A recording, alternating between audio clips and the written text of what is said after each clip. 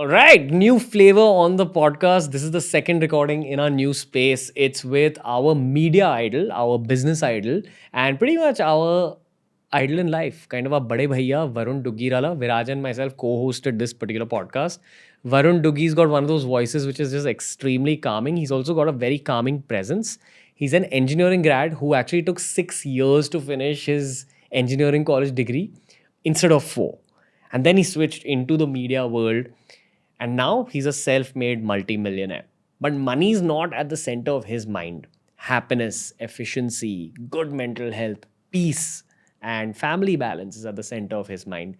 That's why this conversation was slightly different. We spoke about what aging is like for an average Indian urban person. We spoke about family, we spoke about relationships.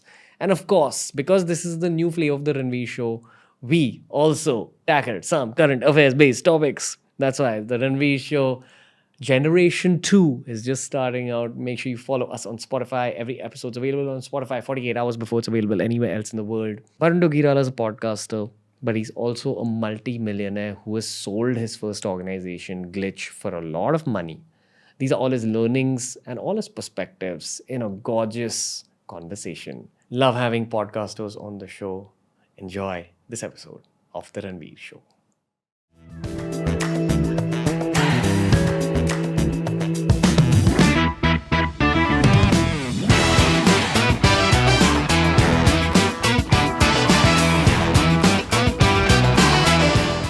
Welcome to the new season of The Ranveer Show with Mr. Viraj Sheth co-hosting alongside Ranveer Allahbadia. And today we have one of our media idols, Mr. Varun Duggirala, and his book's just coming out. It's called Everything Is Out of Syllabus. Cool. So, I love the name, very honestly. Thank you. First thoughts. I love the curved pencil. You know, I've been trying to find that pencil. This is an actual pencil? You can actually find these pencils. You used to get these rubber pencils. I've actually found some, but they don't look exactly like this. You want to hear a dark story? Yeah. So I had one of these rubber pencils when I was a kid and I had ADHD. So I couldn't sit in one place. So I had this tuition teacher who would come to my house, who complained to my mom about me running all over the house. And my mom told the tuition teacher, listen, if he's troubling you too much, just whack him. So it began with whacking me like this, dude. And eventually she realized that that's not making a difference. So she started taking the rubber pencil and whipping me every time damn. Dude, and it used to sting. That cover is triggering you right now. It's giving you PTSD. I was fine till y'all brought back those memories. Dude, and I remember once kind of telling her I needed to pee after she had whipped me, and I went in another room and just cried.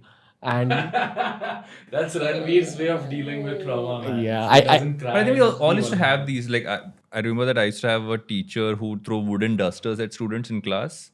And I used to go hide in the loo. And after a point of time in that class, I would go hide in the loo and I would keep like comics and like, there's a stash in the school loo where I had all my comics and I chill karta tha jaake. But then eventually she realized and had this weird logic that because it's a boys' loo, the teacher can't come in because she's female. But eventually parents came in and it became one scene saying, why is your kid hiding in the loo? Because she's throwing a duster. So wow. Yeah, it's a scene it was. Some 90s throwback. Fourth standard, man. Yeah. Which brings me to the fact that when this guy and me started in this industry, we used to like really look up to Glitch and you as like, I mean, we still do, but that time it was more. No. But that time it was more like, yo, we gotta kind of be like those guys. Then once I got to know you, I realized you also share the same trauma that we share, which is engineering college trauma. Yeah. And you're one of those people who really kind of feels the trauma when I speak about it, Mr. I'm a Duggi. well-read engineer, man. 6 years I finished a 4-year degree. So I'm like I'm a very, very well-read engineer. No, I remember the first time I met Varun, I think it was IVM only. And we got chatting and all. And he's like, yeah, bro, I'm also an engineer. I was like, bro, you don't look like an engineer at all. Yeah. I don't know why I said that, but like Varun's like a super good-looking guy, bro. Yeah, man crush Monday with Mr. Duggi. Like, dude, honestly, and I'm saying this, like it sounds like I'm really trying to lick your ass, but like I'm just gonna put it out there. Like when I look at you and your married life and your daughter and the success you've had in your career and the way you look and like just like the way your mind works and what happiness and success means to you, because I'm also listening to your podcast, so I get to know who you are.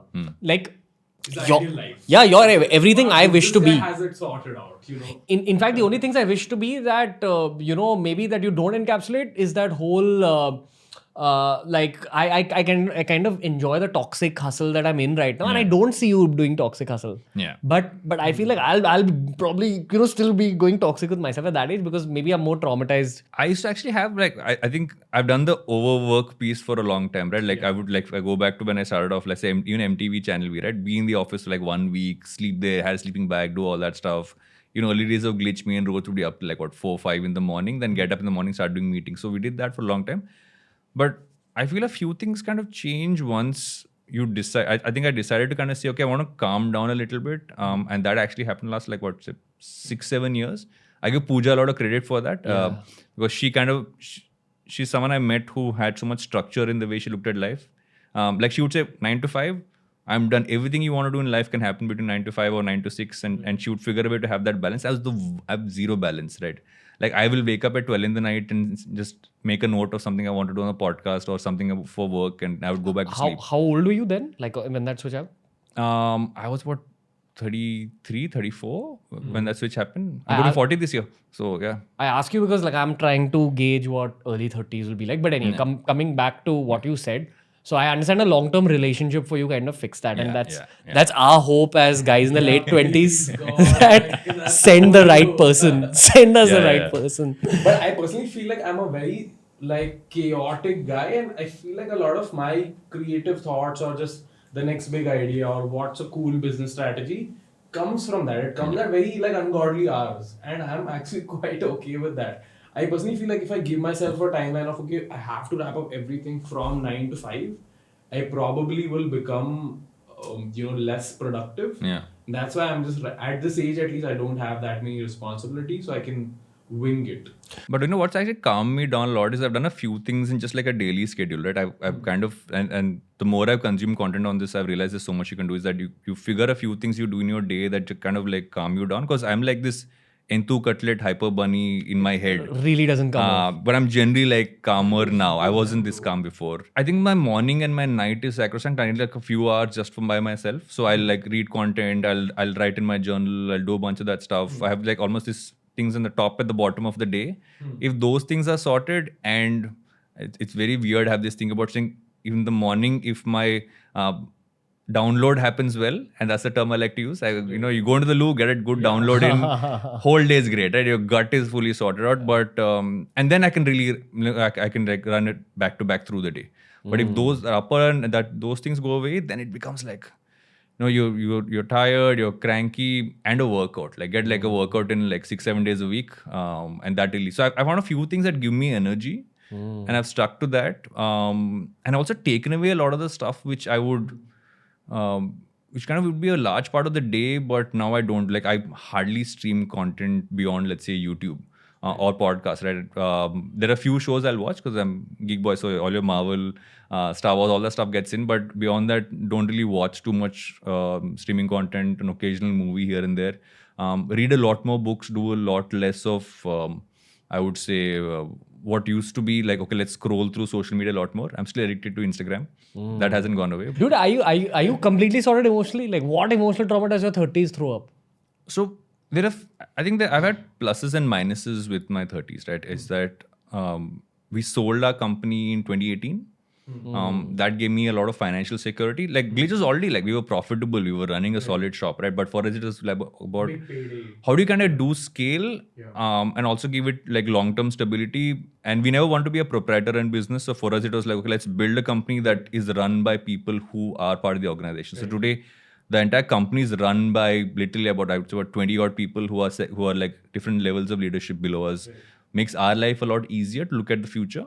And they really run a large part of it. So that also happened in the early 30s. Suddenly you feel this feeling of, okay, there isn't as much for me to do. And then you find new things to do. But thankfully, podcasting came into my life exactly in the year when we sold the company. And so that became a thing I started to like kind of do. And I just got back into just talking to people beyond the bubble. What does like a big packet of money feel like? Like they call it lick in the world of business. But a lot of people in their 20s generally work for that one lick kind of in their early 30s. So once it actually hits your bank account, what does it feel like? So you take that one screenshot and you keep it because it reminds you that, okay, because when we started Glitch, we had zero idea what we were doing, right? Rohit and I had, to be honest, Rohit had done a lot more freelance than I had. So Rohit had, I think, 1.5 lakh. Right. I borrowed 1.5 lakh from my parents and I said, I'll give it back to you guys. And that's all we had. And that money got done within a month. Like literally after our first shoot, we had 1,500 rupees between the two of us for the next 1 week because the advance check had not come in yet for the shoot. And problems only. Yeah, and we didn't know all these things. We didn't know how vendors work. We didn't even start an agency. We started a production house where he would direct and I would produce. Right. To now being like 500 people and like we're in 2 cities. We're part of a global network. And that's like the clientele and everything else. It's sometimes unreal. Like he and I think only the last 2 years because we've been sitting at home. And we're neighbors. Like he lives upstairs, so we live 1 floor apart.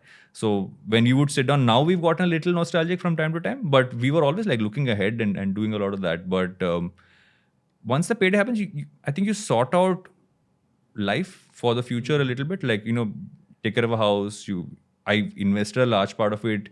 There were no random buys, right? Like we didn't have, look, I want to do this like really expensive. Yeah, there were no NFTs back then. No NFTs, no like, and I've also not been like so my dream car was a Honda City. I bought that years ago, right? So for me, I was like, anything. Cap ho gaya. Cap to zamane pehle ho gaya. So I'm like, beyond that, what do I want? I just want to be stable with that. I'm also very like conservative in how I invest. So I still like, for instance, I don't own any crypto. Right, Congrats. I don't own any. I'm like, I still don't get it as much until I understand it properly. Although I'm told there's a dip right now, so I should Don't buy the dip. I should buy the dip. I've been told that as early as what?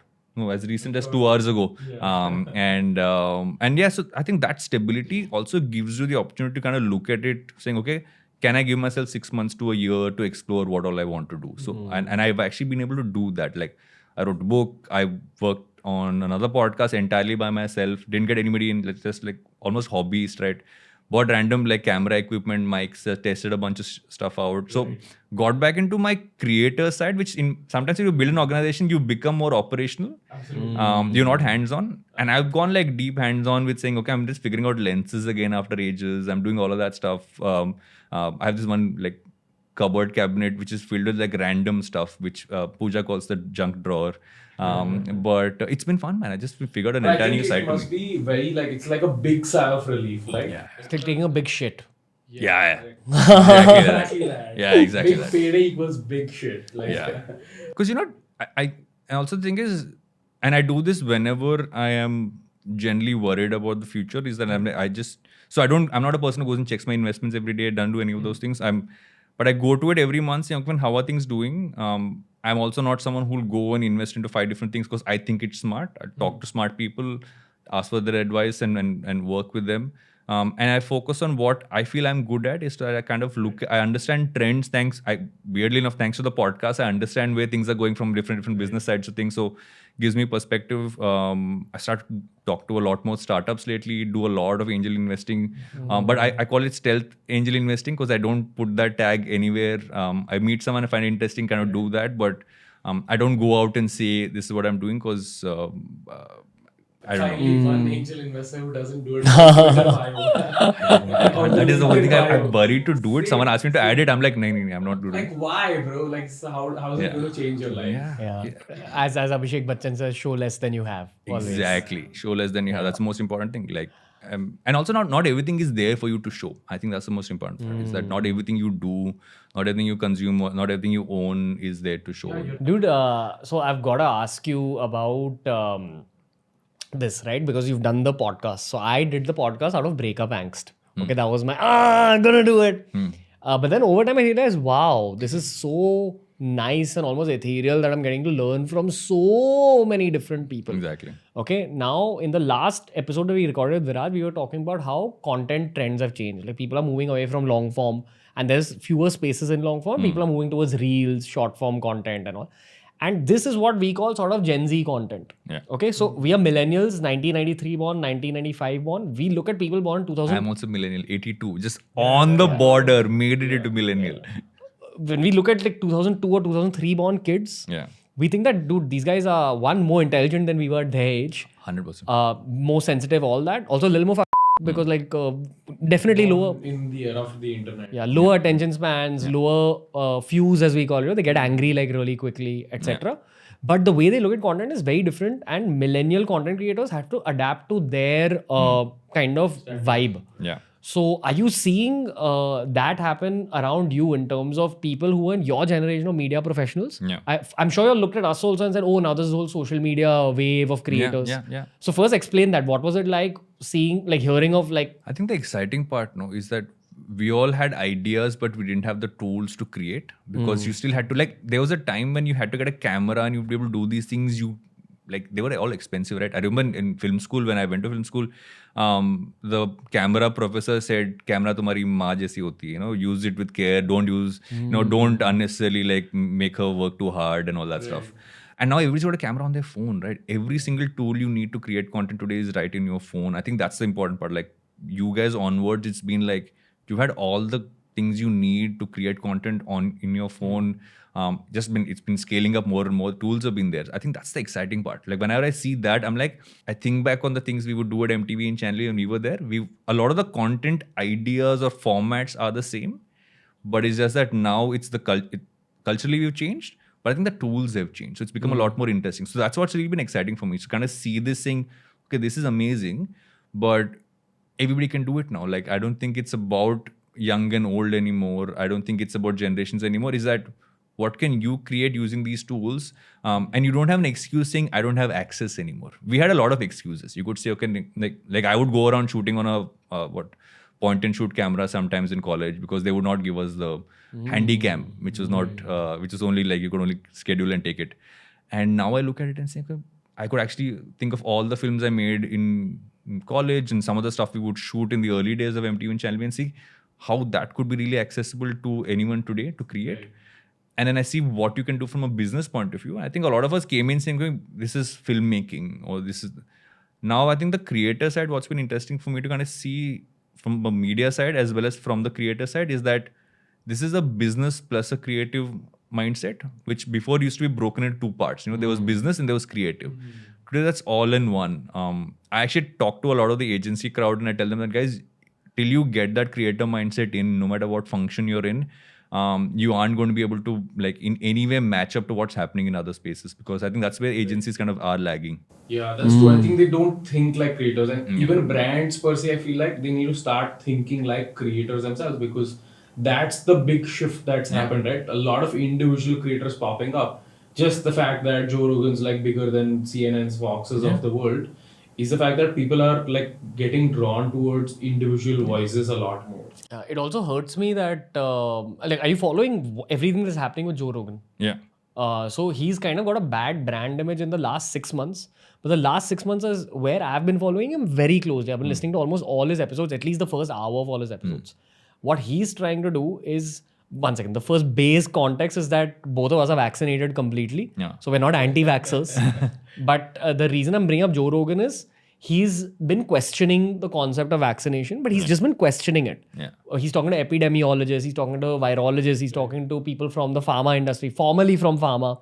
He's trying to analyze it from all angles. Yeah.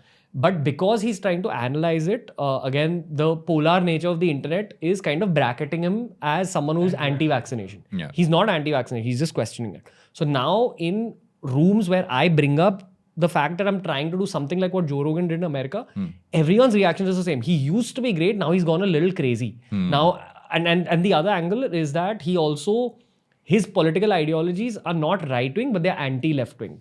Yeah. So they bracket him. He's almost centrist if you look at it, right? Which is Which I think the category has disappeared everywhere in the I think world. people hate that term, or at least like both the extreme sides of the right and left wing hate the term center. How can you be neutral? Or how can you have like a balanced opinion on things? Combined with the fact that he has taken away their audiences, he's taken away the news channels' audiences. I feel like news channels are doing a lot of negative narratives about him and creating these narratives in the public's eyes. Yeah. So you have a section of people who actually listen to his podcast regularly and know what he's about. And almost all the rest of humanity, which is controlled by international news portals, they're thinking very negatively about him. I think also the problem is I think that there are two problems to this, right? One is the fact that that's the problem with short form content. It's once you take a nuanced, longer conversation, you break it into smaller pieces, you're only seeing that piece, and that's what the piece that's getting shared online. You're not seeing the entire 2-hour conversation. So sometimes you miss the nuance if you put it into like a minute. And I feel for me, I think that long form will always be around because you can only get nuance with long form. I asked a very young Gen Z kid, 15, 16 years old, intelligent guy, Aryan Sharma, who we discovered off of Twitter.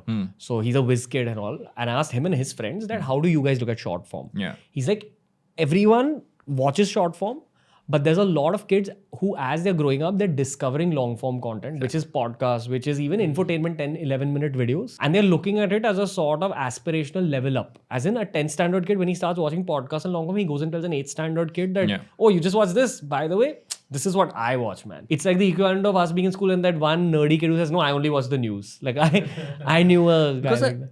The long form, the good part is that you are not rushing yourself to hit a time. You are saying it doesn't matter how long this takes. I'm just getting it right, and I think that especially in like conversations, right? It's so good to kind of leave it open to saying let this take as much time as it needs, rather than saying let it fit into 60 seconds. The other thing with Joe Rogan, I feel what happens is, so he does what a lot of hosts do, right? Sometimes you'll find something which you can amp up a little bit because it will create that one. Clickbait. It's clickbait, right? Yeah. So you'll do that. But I think in America, especially, what do you think of the NoFap movement, Mr. Duggi? I'm kidding. I still don't understand it. Oh, sorry. I'm so sorry. Go on. The host brings up a point. So you have that clickbaity point. You know, it's going to be something which people will kind of resonate towards. And he does that. Does he do it sometimes when he shouldn't do it? Yes, but I think all hosts fall into that trap. You fall into that trap. It's all about views and clicks, guys, at the end of the day. But I think the tricky part is how do you make sure the guest you bring in is not saying something that's not true, especially when it's scientific. Right. It's a tricky one. Politics and science, I feel, are the two trickiest ones to deal with, and religion.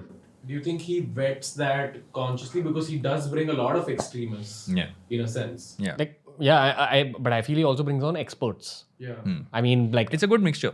To be, but he's also giving everybody a voice. If you look at it, he's got a Bernie Sanders on as well.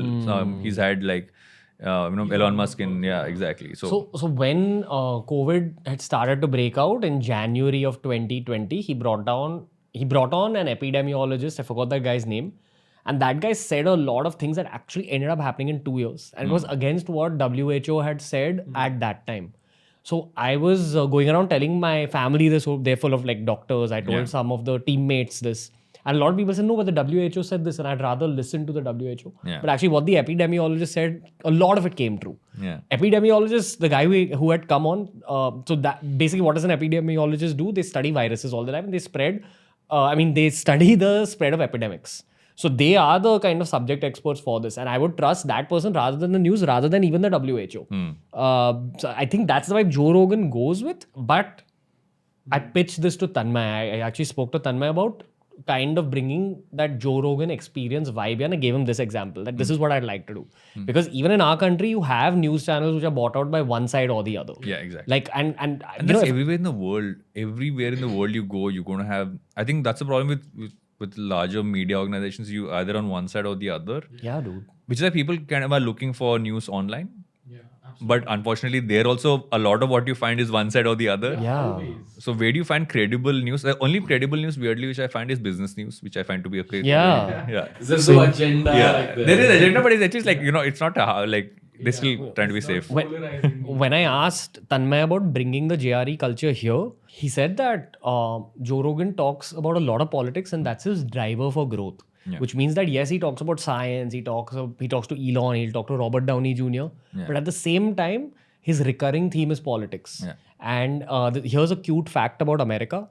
In our history books, when we're in 10th grade or whatever, we learn maybe about the independence movement, maybe about medieval Indian history at the most. Yeah. In America, their history is divided into two sections, where one section is where they learn the past of America and one section is where they learn the present. And every American high school student is also taught the present. So it gives them a very kind of, it's the inlet into the world of news and politics. So most Americans kind of are very aware of what's happening in the country and they have a culture there of kind of projecting their thoughts. America's a very communication oriented culture. Yeah. And he said that that's why Joe Rogan works. Another reason why Joe Rogan works is because America has a lot of people who do household chores and drives. So there's more of a range for consumers. Yeah. And he pitched his doubts about bringing Joe Rogan culture here. And honestly, dude, even I don't know. Because he said that even if you stay non-aligned, but you go 51% right or 51% left, as in 1% right or The left. problem is politics and religion in India. Once you start talking about it and having an opinion about it, it's a sticky wicket to kind of get onto because there are so many points of view on everything. Which is why I think a lot of people kind of stay away from it. Talk about everything else apart from these two topics as much. And I feel that might also be it. That's where the views are. That's where the views are, dude. That's like the kind of scaling thing for podcasts. And that's what kind of made me doubt that what Tanmay said actually made sense.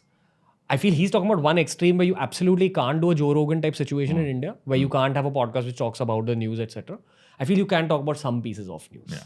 So that's the new flavor that we're trying to bring here. I think it's needed. I think at some point, till you open up conversations, you won't realize what works, what doesn't work, what people are really like vibing with and stuff. So I think it's very important to do. How are you looking at the future of podcasts in this country? So I've actually been in this interesting phase where I look at. So my podcasting journey was largely business. So advertising is dead. Obviously now, like 175. To give the listeners context, every single media professional in Mumbai, and I'm sure across India, has at least heard 3 or 4 episodes of Advertising is Dead. And just the kind of range that you bring on from the media world, it's media education, and you don't get to get media education in MBA colleges. Like the only place you can learn is through podcasts, through conversation. What you're doing is you're just recording conversations with great professionals that you met, successful professionals, and that's our higher education as media people. Because again, we've just done our undergrad. We don't intend on doing higher studies. You're a higher studies, Mr. Duggirala. And I think what's been interesting for that show is I've also I think for me when I started off, I want to know more things than I do about the space which I've been working in for a while. Right. So start getting in people who I always wanted to talk to, but now there's almost like a platform to do that with. And over time, I kind of expand, right? Because now you can't talk about media by not getting someone from a D2C space in. Like I just had Aman from Boat on, right? Like Aman's insights on how to build a D2C brand are out of the world. Like he's built a phenomenal company, and also my favorite shark. So that's a whole different point. So and he spoke about that as well. So sometimes I get some of those. I learn the most, I feel, from creators because I think that's the cutting edge of where this whole space is really going. Let's go a little deeper into this, bro. Okay, starting with me, like what have you picked up from like whatever we've built in terms of, because I want to know what the perspective is. So I look at what you guys have built, right? I look at if I look at your journey and I look at how you started off in terms of your content initially and how you expanded that out with the podcast, is that you look at, okay, this is a certain channel but of content that I have, but this tracks with a certain set of consumers. You were able to scale that out by taking the conversations far wider. So you suddenly had a wider audience there. Then you looked at languages and look at how you did the languages part. I'm also talking to brands saying you aren't just doing cut, copy, paste of the English content onto Hindi. You are in many ways making it for different audiences of different mindsets as well. So I think one of the key things is, and I don't know, this is my assumption. I don't know because I've never asked you this. Just how you look at data for your consumer, I'm guessing there's a lot there in terms of just the content that you make as well, right? It has to be something there because you've been able to kind of almost like put that finger on, okay, this is where this entire category of consumer is really at. And these are things which resonate with them. Let me talk more about that. Let me talk more about this. So like, I actually was telling someone the other day saying, if you want to interview for an agency, learn how to create content in any form. And also learn how to look at every single dashboard on every single platform because that teaches you more about data analytics than anything else right now.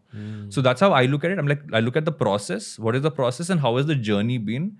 And what pivot was made or what addition was made at which point? And if you look at that from a wider perspective, it gives you insight as to what a brand could do, what another creator could do, what the platforms might do tomorrow. Like the fact that Instagram now is announcing subscriptions is something you could have kind of tracked almost like 2-3 years ago as that entire part on YouTube was happening and Patreon was kind of picking up, let's say, in the States. So I just go macro and I'm saying, how is this whole thing playing out with multiple players? And then look at individual systems and how that's happening. How about, okay, next let's talk about Tanmay. So Tanmay is super interesting, right? I think Tanmay's journey is obviously there are parts which were planned, parts which he couldn't kind of help. But what's been great is I think when he started vlogging on his YouTube channel, there was a rawness to it that people really took to. Yeah. And I feel that what he tapped into with lives and the reaction videos he was doing on YouTube, I think that's really what scaled up one entire audience there. I think that that bot army, as it happened, was where it was at. But I think for him, it's interesting to say that how do you build that into a sustainable business with his I remember Honestly with, it's called Honestly with Tanmay, the other one, which now obviously changed to Super Team. And I asked him, like, why is that another channel? And he said, there are things I want to talk about which I can't do on this channel.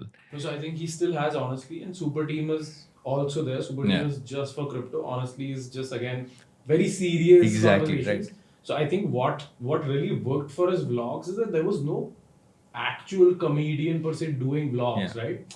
So Tanmay, you are reacting like one of the audience. Exactly. So Tanmay's vlogs brought that element also. That dude, okay, there's a dude who actually is funny, is now showing us his life. And Tanmay always has been that sort of, massive figure in the content space always. Like he was like one of the OGs. So it's like, okay, we want to see this guy's life. Also, and this guy's problems. Also, his vlogs have some amount of an experienced writer showing through. All his years of writing at AIB and writing for advertising campaigns, it's taught him how to write a very interesting 10-minute piece using his vlogs. Like I was watching his vlog of the making of the cred ad with Kapil Dev. And I'm like, so that is like, I've literally turned to people and saying, you need to watch that. Because when you see that, that is an entire story which you want to watch, not just for the ad, but just because of the stuff. Ek to Tanmay keeps laughing throughout the video anyway, which in itself is funny. But I feel he's used his brand of humor in a way that he doesn't have to keep going out and doing stand-up all the time. Because I feel that most stand-ups at some point, unless you're someone who really loves that stage in the long term, it's not scalable. Want to graduate, because how many of those will you do? And now what he's doing on the crypto side is interesting because I think at some point you want the stability of a business as well beyond the content.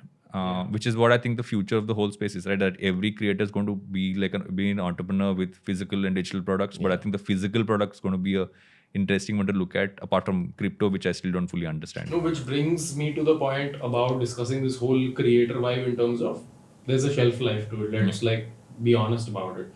It's probably lesser than a lot of athletes, maybe even Bollywood actors and all of that, right? Because there's so many creators in the space that it's very, possible you get irrelevant so soon. So what's your exit plan? What's your exit strategy is the question I ask a lot of creators. That you are a creator, sure, that's true. But at the end of it, you either want to go to Bollywood, you want to become an entrepreneur, or you just want to make so much money fast that you can sort of retire early. That's these are 3 exit plans per se. What's your perspective on that? What have you seen most?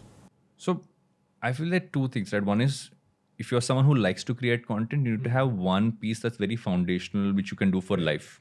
And it's something which can actually last, platforms changing, which is why for me, podcasts and writing are 2 things which I've always want to look at in life, because I know that those 2 things, when I say podcast, it's just going to be audio content, right? I love having conversations. So conversational content and written word are 2 pieces which I know I will do for life. So that's always going to be there, because that in many way is my media outlet. Right. I'm putting stuff out. I'm almost like every creator is a media network to themselves. So you're putting that out, you have distribution, and that's one part. But then on top of that, what can you build that in some ways also generates revenue? Because that takes care of what your needs might be, what you want to build out, what your vision for the future is. Like for me, I want to build content that helps people learn. Because I consume so much content that helps me learn. I'm like, how do I share that? That is literally how the second podcast started. Varun Duggi show was me sitting in front of a mic and saying, oh, I learned this from this book, so let me just say that today. I learned this from that podcast, let me talk about it. And that's how it started. I was just sitting in front of a mic on a Sunday evening and just started recording a show. So it's a lot of distribution has been built. Now, how do you make actual money through that? Exactly. And it can't just be ads. I think that's the one thing. You can't just be brand deals, because at some point, that cannot be the only avenue. And that's why the other end is to look at every creator as either you're an artist, like you're saying, okay, I build this, which means I get into, I get to become an actor, I start becoming a showrunner, I'm doing all those things. Or I'm getting into building a business. Like I have stuff which people actually pay for. And I don't think that's a bad way to go, because in many ways you are building that sustainable, because at some point you want to take a year off, you can maybe take a year off because there is a business to back that up. Yeah. Like for me, Tim Ferriss is a great example of that, right? Literally, like with all the books, Tim Ferriss can still take a year off.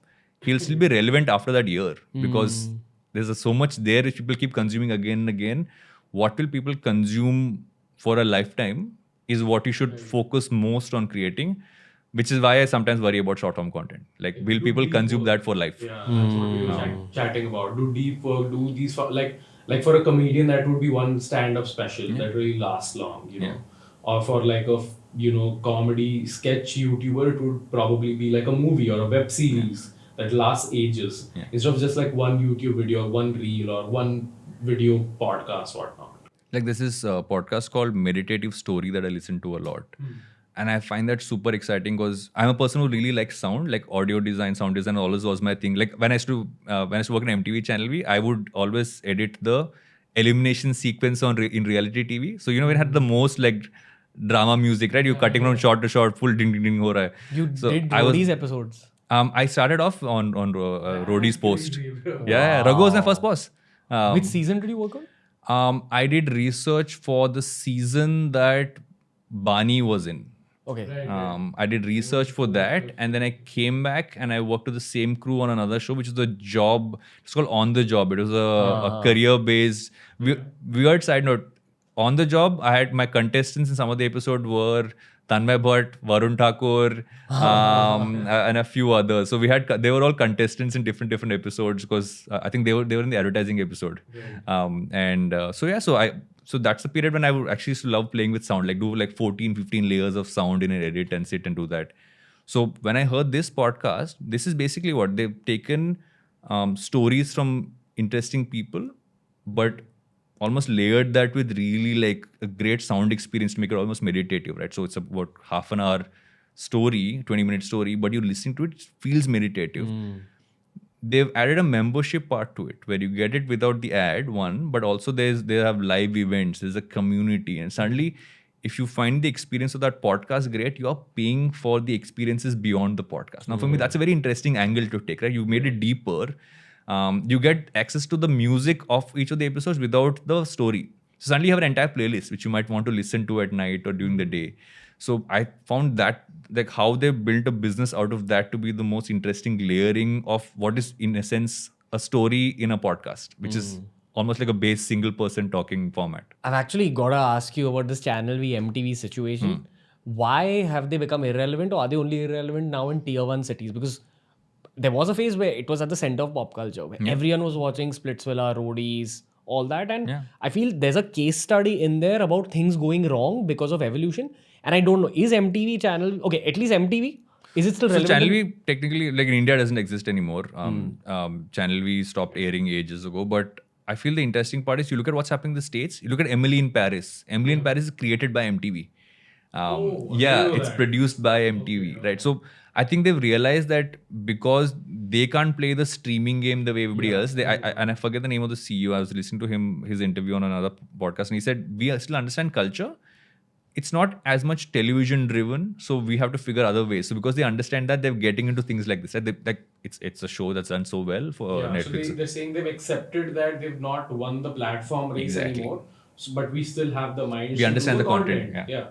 Makes sense. That's a good pivot. But if you look at it from like what an MTV and Channel V was for me growing up, I would only watch MTV and Channel V, right? My entire culture lens. I'm assuming.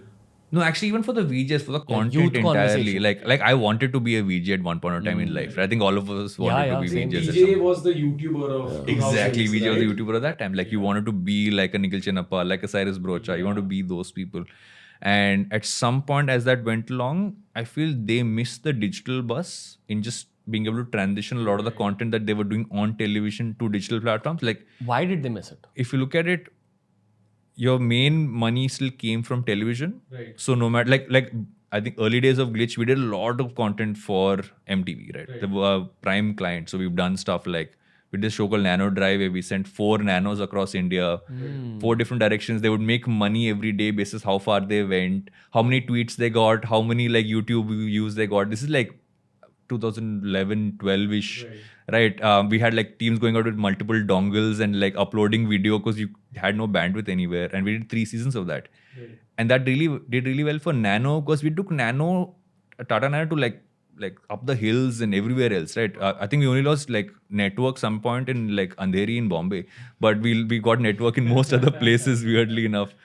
But what happened is that the budget for that would still be far lower than what you would get for a show on the TV channel. And I feel that's where the flip happened. Like, I remember I think the closest we came to mixing both together is we produced a season of MTV Unplugged for MTV, where we did a digital call out to bring in an audience. So we would say, if you like Shan, you like KK, we'll have a bus going around the city, which is Bombay, picking people up and taking them to be the audience. So suddenly we do almost a digital call out for an in-person experience, offline experience, which became a TV show.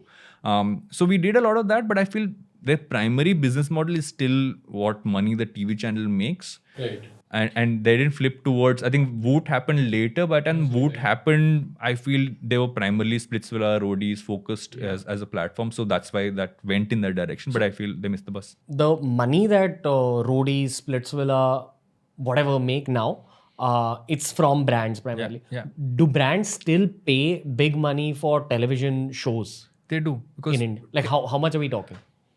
I wouldn't know exact numbers, but television is still a large medium in India. You can't take that away. There's a large part of the audience that watches it. And also what they've done smartly is a lot of that content now also resides on their streaming apps like Woot and everywhere else. So I think they will kind of do that really well. You'll also kind of get like, you have other content which is slightly less edited, lower censorship rules, etc. So, you open all of that up. So they've been able to kind of manage it as a package. And most TV networks don't just give you ad inventory for like one show, right? You're going to get it across multiple shows. It comes across there. So the package makes sense even today, because a large part of India still watches television. But it's just that now we watch it like you'll have one TV at home, but you'll have multiple people watching stuff on their phones. So can you kind of tap into both? And the best way to do that is to have it still on television, because there's something about credibility of being on it's like a hoarding, a TV. All these things are still in many ways considered more credible, even though digital is far larger now in many ways. Very honestly, most of the creators I know still, seek being on a billboard, seek being on a actual magazine cover. Yeah. Because that truly means like you've, transcended the platform. And that's like actual credibility. And in saying that, I feel like something like Shark Tank, it could have just been, everyone was like, no, it should have been on Netflix. No, like if they want to go to the masses. They're on Kapil Sharma, watching it. I'm like, that's what they where they need to be. Exactly. Like this is like mass adoption of this entrepreneurship culture. And I was speaking to a friend in Google who has a friend in Sony in the sales team, and they were like, they got all the sponsors within like 15-20 days of them announcing the show. So there was deep interest in the fact that, dude, how many sponsors do they have? This Upgrade and a bunch of other brands. And it hits your mind now because Ranveer is constantly telling you, Flipkart mein store bana. Someone said is that our generation who had Roadies, now people have Shark Tank. The only similarity is Ranveer is hosting both. And he's not promoting a charisma, he's promoting a Upgrade digital marketing course. So again, I'm not a hardcore international Shark Tank fan because it popped up around the time I was creating, and I've kind of not been involved in pop culture that much. So what is Shark Tank India? Like, what are your opinions as entrepreneurs? I think it's great. I think it's because what we sometimes forget is that startup culture, entrepreneurship isn't about that, tech startup funded out of Bangalore or Delhi or Bombay, right? It's like you see the companies that are coming on Shark Tank in India, it's suddenly making it easier for someone to be at home in like a small town and say, this is what I want to do. And I don't think parents will look at it as, I don't get it anymore. You're seeing it on television. You're seeing people make money, get funded. I'm telling you, at some point, what might happen is a flip where everybody might have an idea which they want to pitch to Shark Tank. And trying to think that's your payday. What you have to do as a founder is to kind of raise money shouldn't become the focus, which it can easily become. But I think it just makes it more legitimate, right? It just makes it like something which brings me to the point, bro, that there was a sneaker brand on Shark Tank. And the next day I woke up, I didn't see it with my parents, the episode, but my parents are talking about, यार लोग दूसरों के जूते ज़्यादा पैसे में कैसे खरीदते हैं? And it was so novel to them. I was like, wow, Shark Tank is teaching sneaker culture to my parents who otherwise would There's a never... hemp company on it the other day. I was like, yeah. For me, it's the highlight of all this is that entrepreneurship will finally be celebrated in this country. Big time, big time. Ra- What Kulaj, I used to say that, entrepreneurs need to be celebrities in a sense. That I feel like will now start happening when Aman and, Anupam Mittal and Vinita and all those really start being recognized on streets and be like, oh, I know you. Yeah, that's why I think television and mass media always have, right? Is that if you're on television, if you're on print and all that stuff, broader like age groups, you suddenly have credibility. Yeah. Like I remember when I first started off at MTV, I had people in the family saying, okay, when are you going to do something serious, like work for a news channel, right? Because they're like, you're in the media, that seems like it's serious work. MTV seems like it's just random. I'm like, no, but this is technically more money than I will make here than I will make there, and more fun as well. Same thing here now. Like it's credible because it's on a traditional platform, which is why I think traditional platforms or mediums don't ever go away. They'll be smaller. They'll figure a way to adapt. Like be it print, be it television, they'll all adapt. But it's very credible because it's been there much longer. No, it's lasted the test of time. I kind of like some aspects of the times we're living in. And speaking of the times we're living in, we have to move on to the next section. So we started a new section on the show. It's called Pacey News.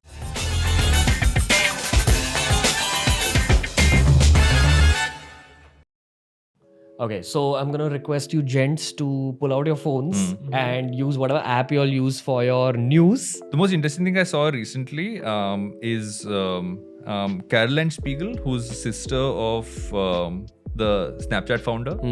She runs an app called Quinn, which is basically an audio semi-pornish platform where anybody as a creator can come in and create content and people get this thing. It's audio porn. It's basically Clubhouse. And it's doing really well. She calls it the joys of oral sex. I think that's what Clubhouse should actually pivot to. I think they have pretty much, right? Like what's on Clubhouse now?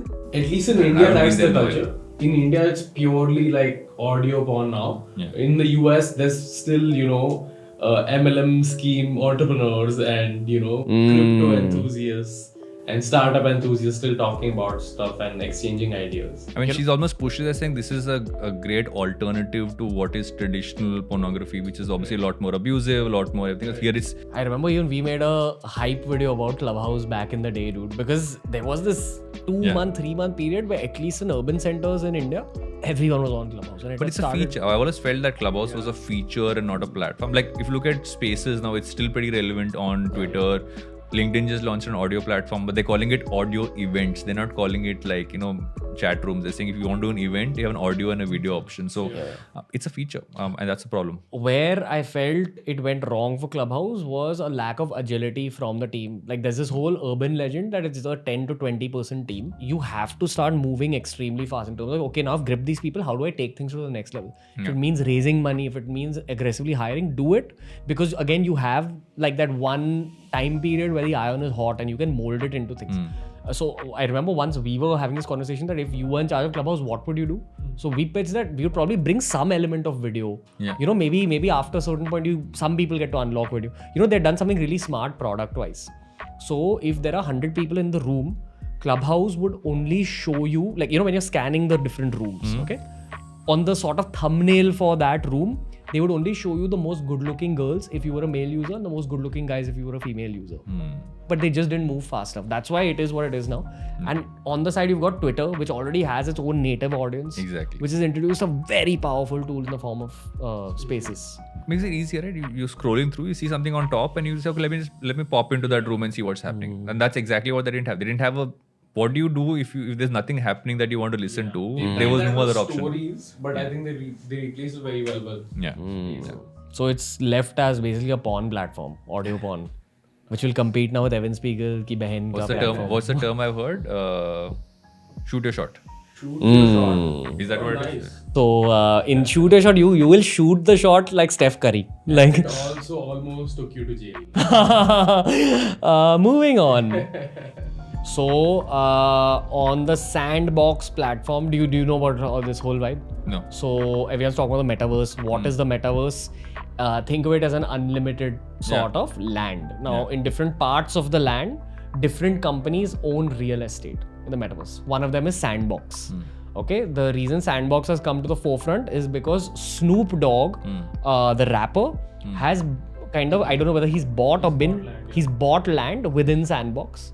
Okay, to build something called the Snoopverse. Yeah. And nobody knows exactly what the Snoopverse will be, but it'll be a land in virtual reality. Maybe you'll have like some sort of a club in that land. You'll have a hip hop lounge. I don't know. Yeah. You'll definitely have some sort of a smoking lounge. I'm sure. Yeah. The news is that someone's bought a plot of land which is geographically in the metaverse next to Snoop Dogg's plot of land for $450,000, as in Ethereum, but equivalent to $450,000. So that's where the world is going. Yeah. Would you ever like invest 5 years into it, into virtual land?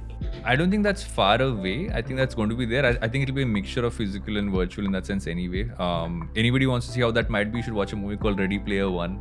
Yeah, he keeps talking about Which is exactly that, right? It's exactly where the metaverse kind of is leading. But I don't think it's an either or. I think the problem is, I think most times people talk about, oh, the entire world is just going to be that way. But we're going to do mixture. I think would I do business meetings only in the metaverse? Yes, please. Right. Like, let's keep the stuff which actually needs physical interaction out of that. But I don't see that not being, also opens up a whole new form of real estate, right? A whole new form of assets that you can buy. And suddenly this whole, like, there's this thing called the divide between what you can own and what you can't own in the physical world. Right. Is there some way that can actually get balanced out? I don't know. There might be a possibility to balance that out once you go into the metaverse, because suddenly people who could not, let's say, buy a house or buy land, etc., because they've gotten the crypto game early, could they actually kind of buy land now? That's the logic behind holding on to your Ethereum in the long term. Like they say that it's not something you buy and sell and make money off the rises and the falls of Ethereum, but you hold on to it because it might become a sort of currency in the metaverse which is being built. So which brings me to the point what Varun was saying is that I agree, it's not an either or thing, right? Like, for example, would you use metaverse to go buy groceries? Probably not. Have you seen that demo? Walmart. Yeah. That demo's like, I saw that, I'm like, that seems painful. That was so painful. But would you want to do some whacked out shit which probably isn't possible in the real world? Like, like have your voice speak in the form of an ant or some shit like that. Very whacked out shit, or you're punching out like a demon or some shit like that. That's what you'd want the metaverse for, not like to buy groceries from Walmart. It's also a creator and designers game. The better the creators and designers make it, like, you can go in any menial experience tomorrow, but as a good design thinking oriented person, you can just make it better. Yeah. That's how I love it. So I think creativity is going to come to the forefront, and this generation that we're talking about, be it Gen Z or Gen Alpha, which is the generation after, which is your daughter's generation. Will she be alpha? I don't know if she'll be. She's anything after 2005. Maybe she's the one after alpha. I don't know if it's called beta, but whatever. Gen Alpha is the new term for kids. She was born in 2017, so I think she might definitely be the one after that. Yeah. So they grow up in social media with a very good understanding of UI and UX, which we didn't have growing up. She went and tapped the TV when she was like 1 year old and didn't understand why that didn't move around, because she thought it's an screens for iPad. her have to be like an iPad. Like. So maybe they'll be the designers of the metaverse. 100%. And we see this with Level, the app that we're building. Some of our younger hires, oh my god, there's so many are self-taught. Viraj and me are talking about it. We're both single right now, and you wanna say it? That whole designer conversation we are having. Oh yeah. So we're just like talking about how dating designers is just like a different experience. Just interacting with them. Dude, they're so creative. Like, I'm in that phase where I'm speaking to this one girl who's a designer. Just the way she thinks, like, is very deep and very like creative. And I'm away from that creative process in a sense. You mentioned I'm very in that operational space. So I feel like it complements that. Yeah. I haven't dated any designers, but I've worked with a lot of them, and their minds are very, very attractive. You know, like I think it's something about, so there's this concept called design thinking, which is supposed to be a very relevant subject, which some students are learning in international boards. So your IGCSEs and IBs of the world actually have design thinking as a subject for 6th standard students and 5th standard students. Design thinking is basically you looking at anything and asking yourself, how can I make this better looking, more useful? Now imagine a whole generation of people trained in design thinking, and you can teach yourself design thinking from the internet from a very young age. But you will have such a strong edge in the world that's coming up with the metaverse, where creators will drive it. That's supposed to be the subject at the forefront, but it's also an extremely attractive subject to For sure. to see in someone else. Anyway, Mr. Duggi, the last section of today's conversation. So we call this bombs of emotion tentatively. In bombs of emotion, the guests that we have on the show are just going to share whatever's been up in life and your hyper recent learnings. A little bit more from sort of an overall perspective. It could be career, it could be your emotions, it could be your family life. So because you're coming out of this book, even a book is kind of like an outlet of years of emotions that are pent up. So what's been happening in the mind? So book's been an interesting journey, right? I kind of started writing it last March. Took about 8 months to write a book. Felt like the longest creator project ever, because normally stuff happens much faster. But I've been told that books get written over a longer period of time than 8 months. But I kind of started off with the thought process saying, what would I have wanted to know and learn when I was 21, now that I'm almost 40? And I sat down and I realized that there are a bunch of things that education teaches us. We say, education prepares you for the world, for your career, for your life. But lots of stuff happens to you in your life and you learn things. So I said, can I almost distill that down to, just like different chapters, different sections. And I realized there were 5 things that you never taught but you learned, right? You never taught how to start things. You always said the starting line, people say start, but how do you start? What do you kind of think about? How do you kind of make choices in life? How do you learn? You get into education, but how do you learn? How do you, connect with other people? How do you, when you walk into a workplace, how do you kind of connect with your colleagues? If you're in college, how do you kind of connect with your classmates? And how do you reflect, which I think is the most important thing we never talk about, is how do you reflect with yourself? So I then broke this down and I realized as I went back to stories from my life, and initially I was like, okay, I didn't want to write a memoir because I'm like, I've not had an extraordinary life, but I've had an interesting life. So I realized there were smaller stories which gave me a lot more insight than big events in my life. So the book doesn't talk about, okay, having built a company, having sold it, hasn't spoken about big instances. It speaks about small incidents that gave me so much insight in hindsight. So last year for me was a lot of reflection because I actually went back like last 20 years and even longer. And really thought about things that happened to me. And because I've been consuming so much around not just personal development, but really learning everything from mental models to understanding some parts of neuroscience, which I now finally find interesting. I'm like, why weren't we taught neuroscience this way? Kind of getting into that and kind of built it into a book. So that's actually been last year has been a great process for me. Like I've had so much reflection time, but for me, I also know that now writing is going to be my prime thing beyond podcasting because I enjoyed so much. I have an idea for 2 more books, and my publisher said, "Hold on, let this come out." But I know I'm going to be writing for life because I think when you write and you reflect on what you're learning, it gives you far deeper insights than, let's say, anything else. Yeah, it's one of those habits that a lot more people should adopt to. Because as a writer, I've seen what does to my head. It is a form of meditation. It is a form of you basically puking out all your emotions on paper and then realizing, journaling. This is what's in my mind. But it's not spoken about enough. And I feel like as school students, you should kind of be forced into that habit. Just write what you're feeling. Has your crush rejected you? Has your teacher shouted at you and embarrassed you in front of the class today? Have your friendships broken? Just writing that as a teenager was extremely therapeutic. And I wish someone had told me that when I was like 11, 12 years old. Because I had a very negative relationship with writing because of essay writing where you're told to write in the confines of rules. You write about your day at the beach or what. I don't give a Like, I want to write about these robotic designs I saw in Dexter's laboratory.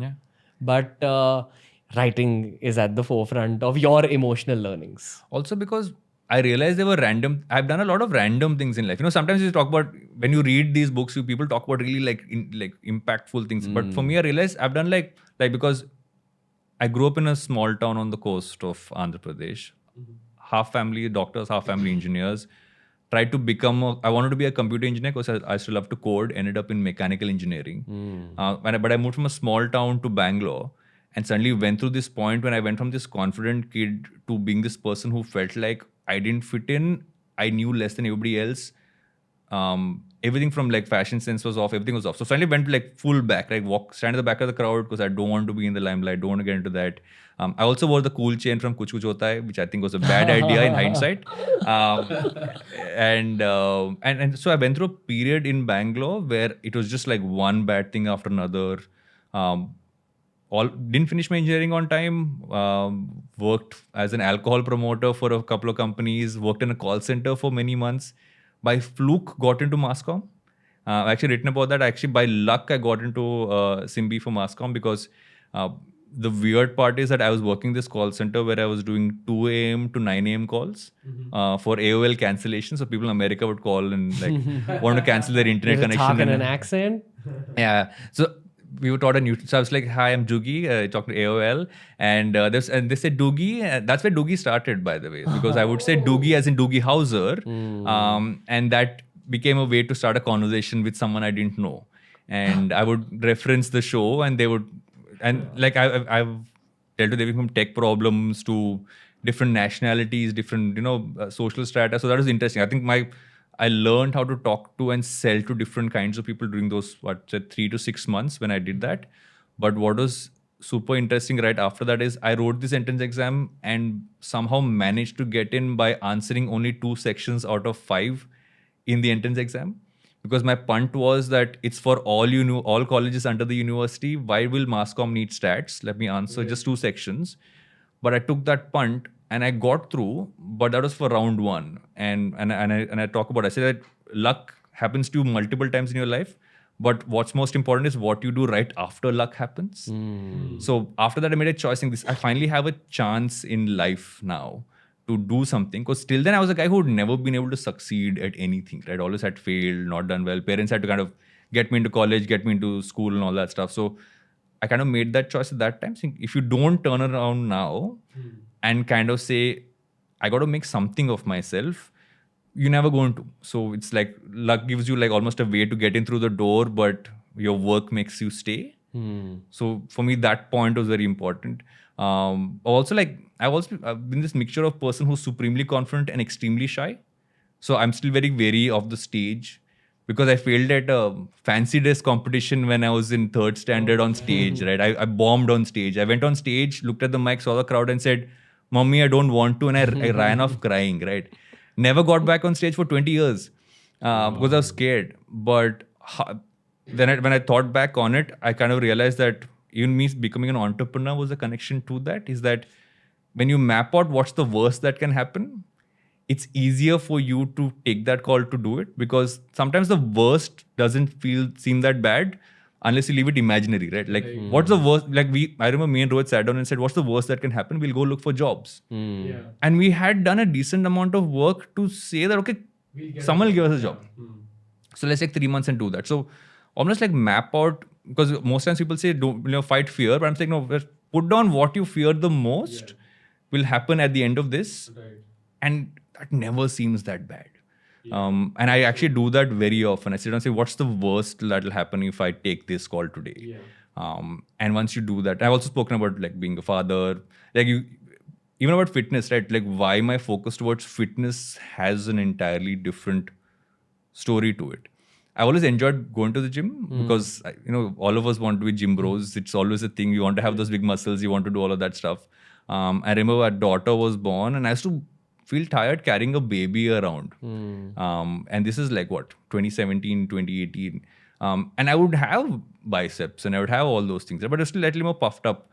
And I remember that Pooja said, what's the point of having muscles if you don't have the stamina for it, right? And so I kind of flipped and started to do everything that, like today she's 15 odd kilos. I can still carry her in one arm. And I'm like, I want to be able to carry her in one arm when she's 30 kilos. Right. And for me, I'm like, I want to be fit for what life wants me to do.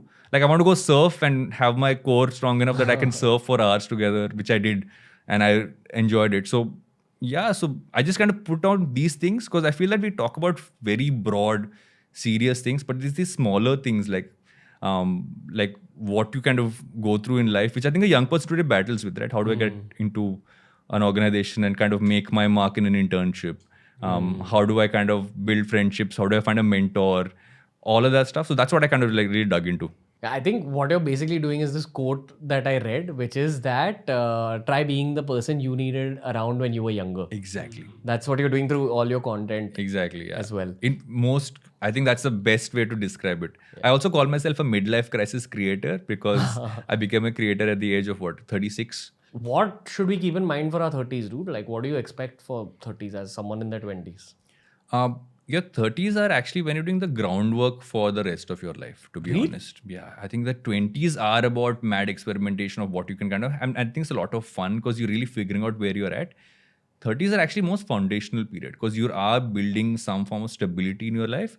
You're also, it's not about saying, oh, this is what I'm going to do for the rest of my life. You're building the things that will make you be able to do whatever you want once you're 40. Like, you're saying you're building like finances? Financial security, you're building life security, right? Like, I'm very happy to be a person with a family today because that's something which I know I will cherish in the long term because I love the fact that I have a family. And that's why for me, that's so important. Like, for me, like, Pooja, Leia, like, they're like supreme importance for me to hold that relationship, give that importance because I know for a fact that all the other things will come and go. I mean, this is like my close group. This is the group that's going to be with me in the long term. And I need to do right by them. And as they would expect that of me, I expect that of them as well. I think that's important. If you take your close family as that one central part, and take your close friends that way. Like through my 30s, my friends are still the guys I used to hang out with since college. Same bunch of guys, we all hang out. It's still the same bunch. But invest in those relationships. And once you're 40, your life is in a solid position. Your money scene is in a solid position. That's when you can actually experiment. That's when you can actually try out stuff. Like you want to launch another business venture, you want to go out and you want to be a creator, you want to be a writer, you want to suddenly go and say, no, I want to just like backpack through the world. I think people in their 40s and 50s can actually backpack through the world a lot with a lot more ease. There's also less given about what people are saying about Exactly, right. You're not worried about that. And also, you also realize what you shouldn't do. And I feel that 20s, you're understanding what you shouldn't do. Like, you will not have a blacked out day because you've drunk too much the night before. Because as an older person, like, let me sleep by 11, so I'll wake up in the morning to actually enjoy the sunrise. Because that's actually the most beautiful thing ever, right? I think some of those things you learn as well. What about your friends? And this is the last question of the show, but it's something we've been discussing a lot. We've been discussing not getting married because of who we are in the moment. And we've also said that maybe that'll change, especially if the right people come our way. Yeah. But right now, in this very like, let's just be like how we are now in the long term. Yeah. Like we're seeming to get peace from our life right now. Yeah. I'd like to know about people who've not chosen to get married. From your viewpoint, what's their life like? I have a lot of friends who, for instance, don't want to get married, don't want to have kids, everything else. And I think you all make your choices based on what you want your life to be when you're older. Are they happy? They're all happy. I think they're all fine. I think the whole point is this, that you need to take those calls. That's why the 30s are interesting, right? You're taking those calls. You're taking a call saying, this is what I want to be when I'm like 50, when I'm 60. This is what the kind of life I want to have. And whatever call you take, it's never too late. I think the kids part becomes a little trickier if you don't have kids before you're 40, because then like you get much older by the time the kids grow up. But beyond that, you need to decide who are the people I want around me, what will be most important to me when I'm like 50.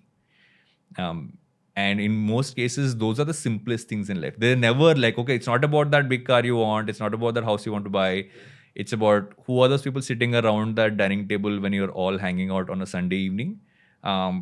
Those don't just have to be wife and kid. Those can be friends you hang out with all the time. Those can be people who are around you all the time. So you need to kind of build that table. If you build that dining table for yourself in life, and that's what I've realized. Like, I think the last 2 years has also been a lot of soul searching about what do I really want to do for the next decade of my life, and that's actually been it. I want to fill that table with people who I will also value and also invest in. Like, I want to be there for them because I know that they've been there for me as well. And then everything else comes with, and it's not about. It's not like you want to make money. You will still build businesses. You will still do all of that stuff. Like I'm not going to be suddenly go off to the hills I don't think I will ever do that. But I want to invest in that table. That's a very interesting perspective. Yeah, left us with some thought tangents, Mr. Duggi. Thank you. Finally, we're doing this I'm so happy episode. we did this, man. It's a long time coming. Yeah. First ever podcast. Yeah. Oh shit. Yeah, and we've been planning this since literally the first time we met, which is Yeah. pre-lockdown, which Yeah. is like right after Priyanka Chopra, I think. Yeah. So it's been just a lot of delayed schedule, but I'm glad it happened at this point because Yeah. I feel I've also grown up a bit as compared to what I was back then. Yeah. So thank you, Mr. Duggi. Thanks for having me, man. You've been a part of that growing up through your podcast and just being around us as Absolutely. like we look. You're the Saurav Ganguly to our UV and Harbhajan. That's what I will say. Not Saurav Ganguly to Virat Kohli then. But that's a whole different problem. That's a whole But thank you, Mr. Duggi. Everything is out of syllabus. The book is out now. We're going to link it down below, Mr. Duggs. Thanks, man. So thank you. Thank you, Thanks for brother. having Looking forward to having you again on the show. Yeah, for sure. Would love to come back. Love it. Okay, everything is out of syllabus. There's not a single conversation with Mr. Duggi where I don't learn something. And I think this was just his first appearance on the show. I really want to know what you guys thought. I'm sure we have a lot of fans of Advertising is Dead and the Varun Duggi show who are listening in on this episode of the Ranveer show as well. So I want you guys to critique me. I also want fans of the Ranveer show to tell us what we can improve in this new format. We're changing things up. So I desperately want to know what you're liking, what you're not liking, how we can take things to the next level. And of course, keeping this format in mind, please recommend guests. We're going on a deep co-hosting vibe. Tell me who you'd like me to co-host podcast with. Viraj, my friend Zarwan Bansha, and a bunch of other people are getting lined up to co-host episodes with me. Let me know what you thought of this co-hosting angle as well. Remember, guys, follow us on Spotify. Every episode's available on Spotify 48 hours before it's available anywhere else in the world. I have nothing to say other than the fact that I love you guys. Thank you for the support. The vibe in the new studio is just starting out. So keep supporting us. Thank you. Love you.